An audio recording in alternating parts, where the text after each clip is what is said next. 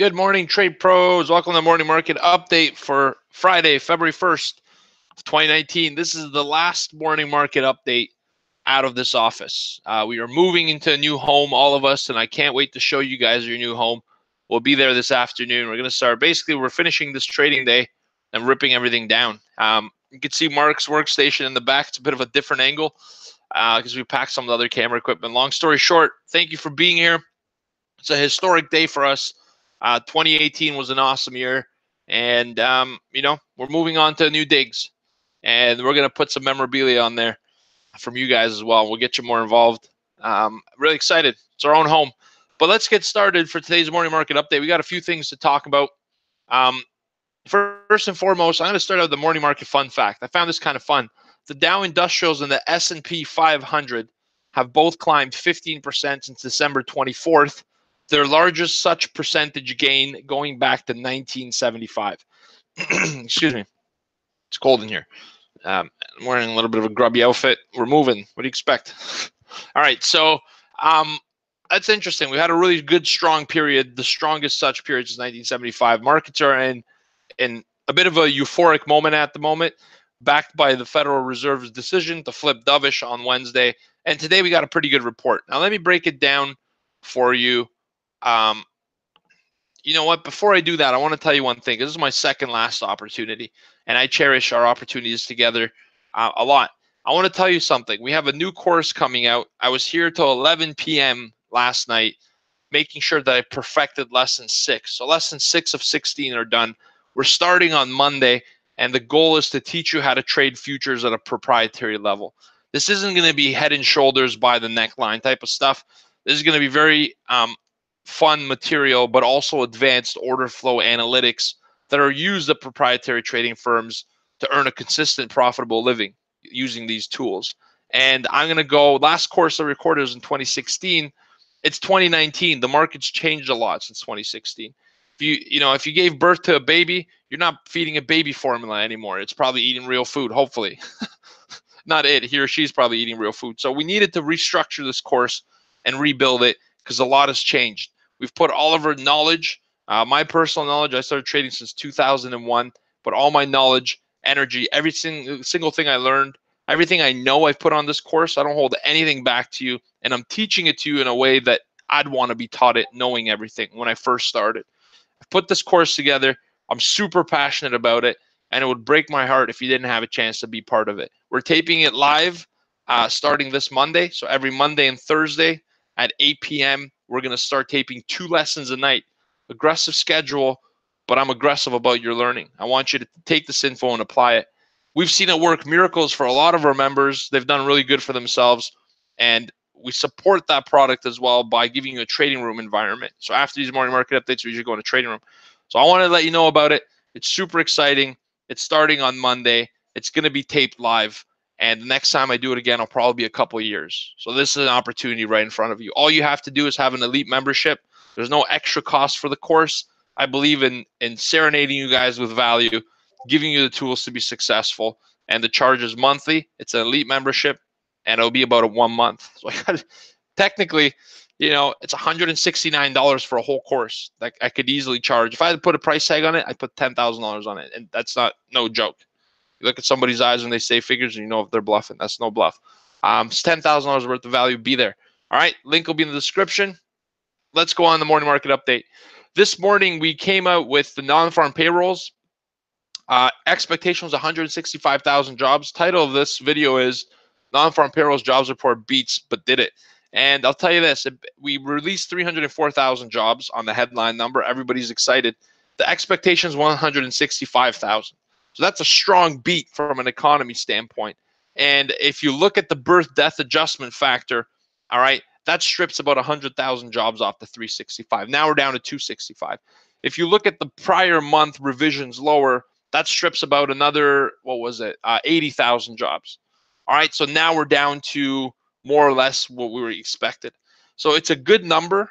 It generated some volatility. We got long in the elite trade room and had an opportunity there, and now it's slowed down. We're out of the trades. It was a tradable number. However, I don't think this is going to go down in history as one of the best numbers ever. I think that this strength is offset by part of the adjustment. Also, we had the government shutdown, and that put a little bit more downside pressure on it. It could have been stronger, and I think it's just a meh number. When you look at the other part of it is the unemployment rate. That actually ticked up to 4.0% versus 3.9 prior. So the unemployment rate actually went up. And that's the number that the BLS, the Bureau of Labor Statistics, doesn't have control to bluff over. They can't do a birth-death adjustment factor there. All right. And average hourly earnings in line with expectations. Overall, decent number. All right.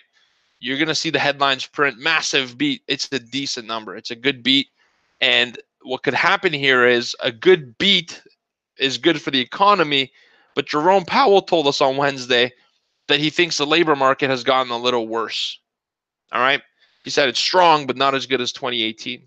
And so this goes against that. And so now we ask the question of Jerome Powell, why are you dovish then, Jerome? And there's obvious reasons. Support the market. That's the real reason. So anywho, good jobs report. It's going to be interesting to see how today trades out. It's the last day of the week. I do see some upside. Yesterday in the trading room, we're looking at the 2,700 level. We released liquidity above there, and we're trading above it now. I'm looking for some upside. Support levels stay around VWAP in the middle of this profile. Your pivot today is, I'll give you a little more info than usual just because I'm facing the computer. Pivot today is 26.97. That's the level we got to hold as support. Buy the dips on the way up. All right, that's non-farm payrolls report. Hopefully it was helpful for you. 10 a.m. we have construction spending and consumer sentiment. 1 p.m. we have the Baker Hughes rig count, which is the latest in the oil figures, offshore drilling out of the United States. And Donald Trump yesterday breathed a little bit of life into this market, a little bit of optimism in a sense that he said there could be a trade deal before the deadline, and he's confident there will be one. But in comparison to that on the backdrop, China had some pretty weak data that came out overnight. Overall markets at the moment, Japan, Hong Kong is flat. China's up 1.3. India's up 0.6%. London's flat pretty much across the board at this moment. It's consolidating. S&P futures down 0.1. They've recovered that since non-farm. NASDAQ's flat. Crude is flat. Gold is flat. Bitcoin's flat. So we're in a consolidation phase here. And I'll tell you the stat. 70% of the time, the market's in a consolidation. 30% of the time, the market moves. We think the opportunity is the 30%, but really the opportunity for analysis and the opportunity to pinpoint some of the levels is the 70%, because that's where volume is. We teach you about that in the futures course. All right. What else do I have for you today? Some key earnings yesterday dropped. I'm a little bit over the place today. I'm going to be honest with you. I started this morning market update, putting it together a little bit later because we traded in the elite room for non-farm payrolls. And I know there's a company that could actually clone and duplicate people and mess with the genetics. I need them. Please call me. All right, here's the earnings. Amazon yesterday said that they warned of increased investments, and they're down 0.4%, actually down 4% on expenditure of investments. I don't think an investment's a bad thing. It just means you're using your cash flow for something positive. You're not buying back your own shares like 90% of companies. General Electric's up 11.7% after beating their sales forecast yesterday, and they settled with the Department of Justice. That's a good news. It's a risk-off factor for that stock. MasterCard is up 3.5% as their revenue rose 14%, and UPS is up 4.2% with strong Q4 earnings, which you expect that. It's a holiday season. All right, that's the backdrop of today's market. This is the last morning market update in this office. Next time I see you on Monday, it's going to be in our new digs. I'm really excited for this. I think we've all worked hard enough to have a little bit more than shoulder width space. We've held off for a long time. It's overdue. The futures course starts on Monday. Get on board. You have 14 days. If you don't like it, you can leave with the full refund. So there's also the kicker there. It's risk-free. I always like to ask people, when's the last time you did something risk-free in the market? How cute. If you guys have any questions, pop in the comment box. We'll help you out. I'll help answer the questions, and our team here will comb through them. We're here to support you. If you go to our website, TRADEPROacademy.com, Donna, our customer success manager, is there as well in live chat. We're here to support you. Just make a decision, and I'll see you on the other side of these things. See you on Monday. I'll give you a little bit more details about this course, and then we start. All right. Thank you guys. I appreciate y'all. Have a great day. Have a great weekend. Be safe out there. It's still cold on the eastern side of Canada and the United States. It's a great day to move. Was it -16 today, Vicky? Marky, how Mark, Mark's like -1,000. Poor guy was like freezing when he came in. It's cold. Be warm. Be safe. Have a great weekend to you and your families. Thanks for being here. I appreciate you guys. I want you to know that. We'll see you on Monday. Take care. Have a great weekend. Goodbye. All right, trade pros in the room. We just traded the NFP event with our elite team, and we had good success. We got long. We took some of the profits around these 7 quarters, halves, 3 quarters. That was the target. We hit it pretty quick, and we've been consolidating since. I see upside today. Let me give you a few levels, and I'll pass it over to Steven to talk to you about oil. And Vicky will cover NASDAQ, and we'll jump into this. We're going to have a great day ahead of us. I feel some early morning volatility, and then it's going to probably settle down for the day. Today you want to be out of the office early. Non-farm payroll days shifts everything back by about 30 minutes to an hour. So you want to be done early today. Start enjoying your weekend. I can tell you most traders are probably at the bar within the next 3 hours. All right, so let me start with some S&P levels. Then I'll pass it off to Steven.